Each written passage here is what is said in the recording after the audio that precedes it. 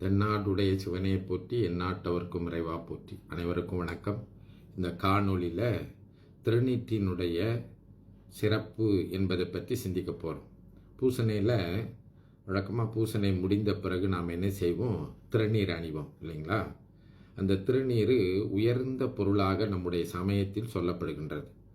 கங்காளன் பூசும் கவச திருநீற்றை மங்காமல் பூசி மகிழ்வரே யாமாகில் தங்கா வினைகளும் சாரும் சிவகதி சிங்காரமான திருவடி தேர்வரே என்று திருமூலர் சொல்லுவார். இப்போது சிவபெருமானே திருநீர் பூசி இருக்கின்றான் அப்படின்னு சொல்கிறார். அடுத்து மணிவாசகர் பூசுவதும் வெண்ணீரு பூண்பதுவும் பொங்கரவம் என்று திருச்சாளலில் சிவபெருமான் திருநீர் பூசியிருப்பதாக சொல்லுவார்.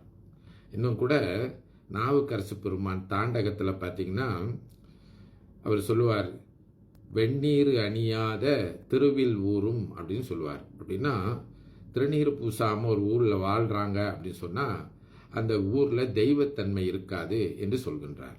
அப்போது திருநீர் ரொம்ப முதன்மையான இடத்தை பெற்றிருக்கின்றது அப்படின்னு நமக்கு தெரியுது. இந்த திருநீருங்கிறது எத்தகைய சிறப்பு உடையது என்பதை விளக்குவதற்காகவே ஒரு பதிகமே திருஞான சம்பந்தர் திருநீற்று பதிகம் பாடியிருக்கிறார். மந்திரமாவது நீரு வானவர் மேலது நீரு சுந்தரமாவது நீரு துதிக்கப்படுவது நீரு தந்திரமாவது நீரு சமயத்தில் உள்ளது நீரு செந்துவர் வாயுமை பங்க திரு ஆலவாயான் திருநீரே என்று சொல்லுவார். அதாவது பெருமான் ஏன் திருநீர் பூசி இருக்கின்றான் அப்படின்னு சொன்னால், இந்த உயிர்கள் அவனை சென்று அடைகின்ற போது இந்த உயிர்களை பற்றி இருக்கின்ற ஆணவம் கண்மம் மாய் என்கின்ற மலங்கள் இருக்கின்றனவே, அவை எரிந்து சாம்பலாக பெருமான் மேலே விழுமா. அதனால தான் பெருமான் நீரு சன்னித்த மேனியான் அப்படின்னு சொல்லுவாங்க. அப்படின்னா பெருமான் மேலே வெள்ளை வெள்ளையன்னு திருநீர் கொட்டி கிடக்கிறது எதுனாலன்னா, அவன் அடைந்த உயிர்களினுடைய ஆணவ மலங்களை எல்லாம் பெருமான் சுட்டு எரித்தனுடைய அடையாளமாக பெருமான் மேலே திருநீர் பூசியிருக்கான். அது பெருமான் பூசியிருக்கிறதான் பார்த்தோம். பூசுவது வெந்நீர், கங்காளன் பூசும் கவச திருநீர், இப்படிலாம் பார்த்தோம். சரி, நம்ம எதுக்கு திருநீர் பூசுகிறோம் அப்படின்னு பார்த்தீங்கன்னா, நான் மேலே குறிப்பிட்டது போல் ஞானசம்பந்தர் சொல்கிறார், மந்திரமாவது நீர் அப்படின்னு சொல்கிறார். இந்த மந்திரத்துக்கு ரெண்டு பொருள் சொல்கிறாங்க. ஒன்று, நீண்ட பொருளை சுருக்கமாக சொல்வது மந்திரம் அப்படின்னு. இப்போது நம்ம கூட நமக்கு தெரியும், இப்போ சிவ சிவ என்று சொன்னால் சிறப்பும் வனப்பும் என்கின்ற பொருளை சிவ அப்படின்னு சுருக்கமாக சொல்கிறோம். அது ஒன்று. ரெண்டாவது, இந்த மந்திரம் என்பது சொல்பவரை காப்பது என்று பொருள். அப்போது ஏன் மந்திரமாவது நீர் அப்படின்னு ஞானசம்பந்தர் பாடினார் அப்படின்னு சொன்னால், திருநீர் என்பது நமக்கு காப்பான். திருநீர் நம்ம இந்த பேய் பிசாசு பில்லி சூனியம் காத்து கருப்பு ஏவல் அது இதுன்னு எல்லாம் சொல்கிறாங்க இல்லைங்களா, அவற்றிலிருந்து நம்மை காப்பது அப்படின்னு திருஞான சம்பந்தர் சொல்கிறார். திருஞான சம்பந்தர் அவர் பிராமண வீட்டு குழந்தை. அவருக்கு இந்த பூநூல் கல்யாணம்னு சொல்லுவாங்க, உபநயனம்னு. அப்படி உபநயனம் பண்ணும்போது அவருக்கு என்ன செய்கிறாங்க, முதல்ல கையில் கயிறு கட்டுறாங்க. இப்போ நம்மலாம் கோயிலில் போய் கயிறு கட்டுறோம் இல்லைங்களா, அதை தானே காப்பா சொல்கிறோம். இந்த கயிறு கட்டினால் நமக்கு துன்பங்கள் எதுவும் ஏற்படாது, தீமை ஏற்படாது, உலகத்தில் ஒரு உறுதி ஏற்படும், காப்பு அப்படின்னு சொல்லி தானே நம்ம இந்த சிவப்பு கயிறு பச்சை கயிறு மஞ்சள் கயிறுன்னு என்னமோ கயிறுலாம், இந்த சாமி கயிறு கட்டுருங்க அந்த சாமி கயிறு கட்டுறன்னு சொல்கிறாங்க இல்லைங்களா. அப்படி நமக்கு காப்பு கட்டுதல் அப்படின்னு ஒரு வழக்கம் இருக்குது. திருவிழாவுக்கு முன்னால் நல்ல நிகழ்ச்சிகளுக்கு முன்னால் இறைவன் திருவருள் நின்று காக்க வேண்டும் அப்படின்னு காப்பு கட்டுவாங்க.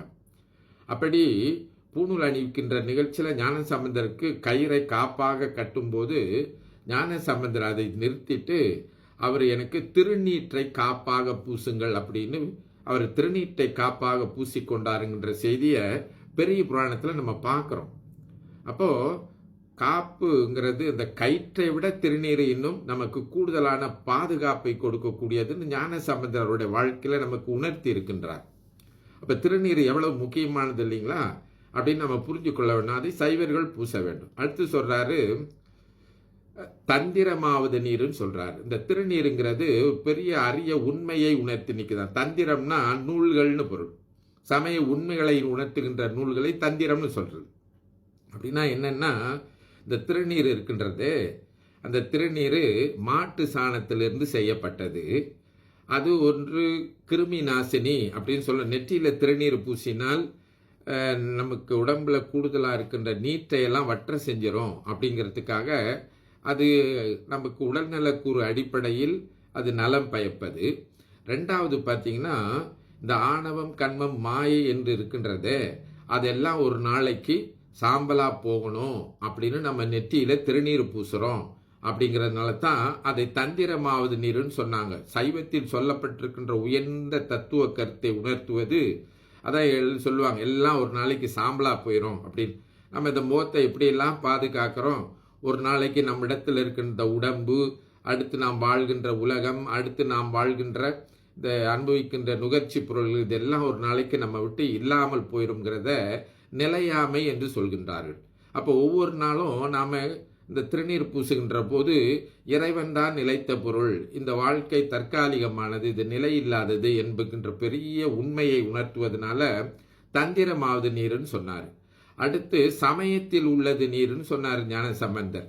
சமயத்தில் உள்ளது நீருனா என்னன்னா, சைவர்களுடைய அடையாளம் இந்த திருநீர். திருநீர் சிவபெருமானாகவே அந்த திருநீட்டை சொல்கின்றார் ஞானசம்பந்தர். இந்த திருநீர் என்பது சிவபெருமானுக்கு அடையாளம், சைவர்களுக்கு அடையாளம். அதனால சைவர்கள் கண்டிப்பாக திருநீர் பூச வேண்டும் என்கின்ற செய்தியை சொல்றார். அடுத்து நான் ஏற்கனவே குறிப்பிட்டது போல சைவர்களுடைய நிகழ்ச்சிகளில் கண்டிப்பாக இந்த திருநீர் இருக்க வேண்டும். திருமணம், காது குத்து, வளக்காப்பு எதுனாலும் அதில் கண்டிப்பாக நாம் இறைவனுடைய திருவருளாக, இறைவனே வடிவாக திருநீற்று வடிவாக இருக்கின்றான் என்கின்ற செய்தியை ஞானசம்பந்தர் சொல்லி இருக்கிறதுனால இந்த திருநீரை சைவர்களுடைய அடையாளமாக, சிவனின் அடையாளமாக நம்முடைய சைவத்தில் ஆகமங்களில் சொல்லப்பட்டிருக்கின்றது. இந்த திருநீற்று பற்றிய செய்தியை திருநீற்று பதிகத்தில் நீண்டு சொல்லியிருக்கிறாரு. இந்த காணொலியில் சுருக்கமாக நம்ம சொல்ல முடியாது, அதனால திருநீற்று பதிகத்தில் பார்த்து கொள்ளலாம். பாண்டிய மன்னனுடைய வெப்பு நோயை இந்த மந்திரமாவது நீர் என்ற திருநீற்றுப்பினுடைய பெருமையை சொல்லித்தான் ஞானசம்பந்தர் போக்குகின்றார். உங்களுக்கெல்லாம் தெரியும், பாண்டியனுக்கு, கூன் பாண்டியனுக்கு வெப்பு நோய் ஏற்பட்டது, காய்ச்சல் ஏற்பட்டது. பெருமானை எண்ணி திருநீர் பூசி தான் அந்த நோயை குணப்படுத்தினார் அப்படிங்கிறது நமக்கு தெரியுது. அப்போ திருநீர் நம்ம உடல் நோயை நீக்கக்கூடியதாகவும் இருக்கின்றது. திருநீரை நம்ம பரவலாகவும் இப்படி பூசலாம். அடுத்து இந்த தீக்கை வாங்கினவர்கள் நீரில் குழைச்சி 3 கோடுகளாக பூசுவார்கள். இன்னும் உடம்புல 16 இடங்களில் திருநீர் பூசி இந்த உடம்பை காக்கின்ற ஒரு காப்பாக இந்த திருநீர் இருக்கின்றது என்பதற்காக நம்மவர்கள் வழிபாட்டில் இந்த திருநீர் பூசுறதை சொல்லி வச்சுருக்காங்க. இப்போ வழிபாட்டில் திருநீர் கொடுக்கும்போது அது ரொம்ப பணிவோடு வாங்கி கையில் கீழே சிந்தாமல் இந்த 3 விரலில் பரவலாக தடவி அண்ணாந்து சிவ சிவ என்று சொல்லி பூசணும் அப்படின்னு நமக்கு சொல்லி வச்சுருக்காங்க. சும்மா ஒரு சின்னதாக வச்சுக்கலாம், அது நிறைய பேர் வச்சு கொள்கிறாங்க. ஆனால் நம்ம சைவ முறைப்படி நீங்கள் பார்த்தீங்கன்னா இந்த கடைசியிலேருந்து இந்த கடைசி வரைக்கும் பரவலாக திருநீர் பூசணும் அப்படின்னு சொல்கிறாங்க. அப்படி பூச முடியாட்டினா பரவாயில்ல, முதல்ல லேசாக பூசி பழகுங்க. பிறகு நாளடைவில் இது போல் நெத்தி நிறைய திருநீர் பூசணும் என்று சொல்லி வைத்திருக்கின்றார்கள். இந்த திருநீருங்கிறது கவினை தருவது நீருன்னு சொல்றார். திருநீர் பூசினாலே நமக்கு ஒரு அழகும் மரியாதையும் கிடைக்குமா. பார்க்குறவங்க நம்மளை கையெடுத்து கும்பிடுவாங்களாம். ஆஹா ரொம்ப நல்லவர், ஆஹா ரொம்ப சிவ அன்பர் போல தெரியுது, அன்புள்ளம் கொண்டவர், அமைதியானவர் அப்படின்னு நம்ம பார்த்தால் தெரியுமா. அப்படி இருக்கிறாங்களோ இல்லையோ, ஆனால் நல்ல ஒரு சிந்தனையும் நல்ல ஒரு தோற்றத்தையும் முகப்பொலிவையும் தரக்கூடியது கவினை தருவது நீர் அப்படின்னு திருஞான சம்பந்தர் சொல்றார். அதனால நம்ம என்ன செய்யணும், இந்த திருநீரை கண்டிப்பாக பூச வேண்டும். இப்போ திருநீரை பார்த்தீங்கன்னா சங்கு, இந்த வெங்கல கிண்ணம், அந்த வெள்ளி கிண்ணம், மட்கலம் இது போன்றதுல வைப்பாங்க. அதற்கெல்லாம் அறிவியல் பூர்வமான சான்று இருக்கின்றது. என்ன அப்படின்னு பார்த்தீங்கன்னா, சங்குல ஓம் என்கின்ற ஓசை தொடர்ந்து ஒலித்து கொள்ளிருப்பதனால அதில் வச்சு பூசினால் நமக்கு இன்னும் சிறப்புன்றாங்க. இந்த வெண்கலம் போன்றவற்றில் மந்திர ஆற்றலை ஈற்று வைத்து கொள்ளும், அதனால் அதிலிருந்து திருநீரை வைத்து பூசினால் சிறப்புன்னுவாங்க. அதே போல் மட்கலமும் மண்ணும் நீங்கள் பார்த்தீங்கன்னா இறை ஆற்றலை, அந்த மந்திர ஆற்றலை ஈர்த்து வைத்துக் கொள்வது, அதில் வைத்து பூசுவதெல்லாம் சிறப்புன்னு சொல்கிறாங்க. இப்படி பல்வேறு சிறப்புகள் உடைய இந்த திருநீற்றை, சைவத்தின் அடையாளமாக இருக்கின்ற திருநீற்றை, சிவத்தின் அடையாளமாக இருக்கின்ற திருநீற்றை, நமக்கு காப்பாக இருக்கக்கூடிய திருநீற்றை நம்ம தவறாமல் நம்மளுடைய நிகழ்ச்சிகள் எல்லாம் அணிந்து உண்மையான சைவர்களாக மேன்மைகோள் சைவ நீதி விளங்குக உலகமெல்லாம் என்பது சொல்வது போல அந்த திருநீற்றை அணிந்து வாழ்வாங்கு